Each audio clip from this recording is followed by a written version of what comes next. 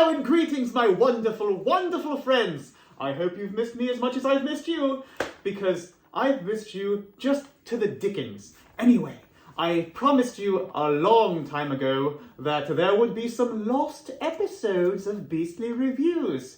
And today hereby marks the first lost episode of Beastly Reviews. Now, when you are assessing this video, please be kind, because if you deduce that the reason that this video was lost is because it sucks, you'd be right. Anyway, I hope you enjoy the video. Have a good day, and I will talk to you soon. Tally ho! Good morrow, everyone. It is I, the Beast, and I am here for yet another fantastic installment of Beastly Reviews. Yes, indeed! And today I'm quite excited. You're in for a special treat. And my good friend Thomas J. Honeypacket is back there watching me, as you know, as he likes to do. He's a little freaky like that. Anyway, today we're going to talk about something very special. The very first, when I was a little beastly pup, action figure line that I ever experienced was McFarlane Super Powers in 1982. And McFarlane Toys has done the most wonderful kindness for me and actually re-released the series. They're brought back, and they're actually very true to the packaging of the past. The same logo, same coloration, bio card on the back. Now, the one thing that's different is that back in the old days, if I recall correctly, most of them came with a little comic book that was about yay big. The little story of the character involved, the character whose figure you purchased. But they no longer have that.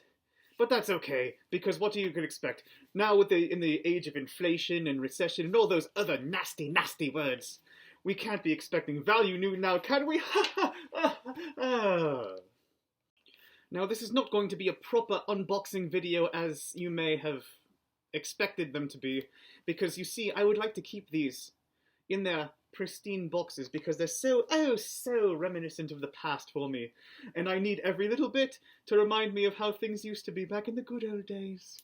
So, rather than that, we're going to go through everyone in the first series, and then there will be a single unboxing whereby I open up one of these lovely figures and compare it to an honest-to-goodness McFarlane Super Powers figure from back in 1982 indeed. Yes!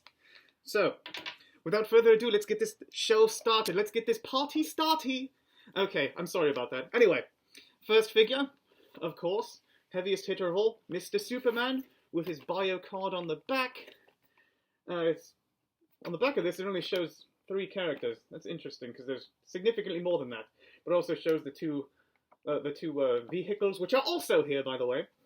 But yes, interesting there. I did not notice this at first, so I'm just noticing it right now, so please bear with me. So anyway, Superman, Batman, same 3 card on the back, and yes, Batman himself.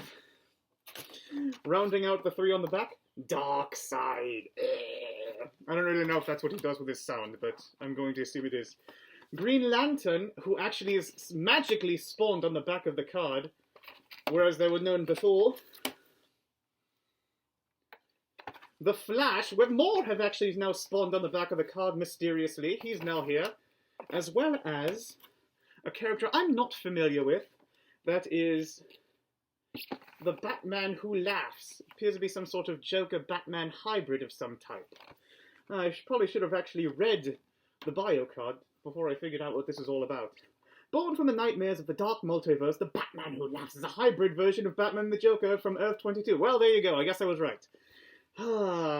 And the rest of them are in different languages. Okay, fair enough. Now, to line out the series, we have the Batwing.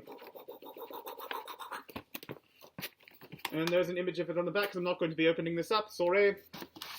I don't even know if I'm going to release this video, actually, because this is probably going to be pretty shit without any visuals. And the Supermobile, which looks absolutely nothing like the one from the past. You see, the one from the past sort of had somewhat of a similar shape. It was like a one-piece of plastic thing, but it had like a little thing in the front that sort of was like a bumper that sort of extended. This appears to have fists that grip. What does it say about this? Oh, it has punching action. The thing actually has punching action. It's a punching action vehicle.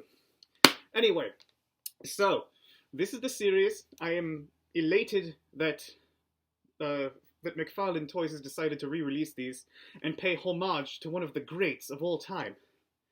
So, how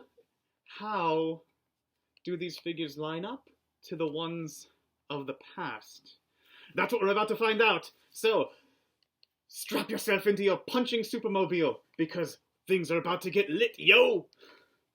Anyway, before we go on, I would like to say that the initial superpowers, Kenner Superpowers, had actions, whereas you squeeze Superman's leg together and he does a punch. This is very old and sort of feeble. I'm not going to risk breaking it by doing so. So you're going to have to bear with me and trust me. But the moment you've all been waiting for, I assume, we are going to open up the new Superman figure and see comparatively how it looks compared to the past. And I must say, from the start, just looking at it visually alone, it's actually quite a fantastic representation. And but the only way to really find out is by tearing this puppy open and seeing what we've got. Okay, so anyway, first thing I noticed, the cape has got this little sort of thingy, release thingy in the back. I don't recall how the superpowers of old were packaged, because I was a baby. I was a pup. So here's he with oh, this is stiff. Well, hey. So obviously there's no action whatsoever. God, this is really tight. Huh? It's got full articulation of the arms, head, and legs. Nothing in the waist. But that's okay. We don't need that. And the cape itself. How does this affix? And more importantly, how the do I get this out of here? Okay, there we go. When in doubt, use brute force. No, don't always. There's a time and a place. Anyway. Oh, I've made just a terrible boo-boo. There's now a hole in the cape from where I see. Maybe try a different way next time, McFarlane. I love you and all, but yeah.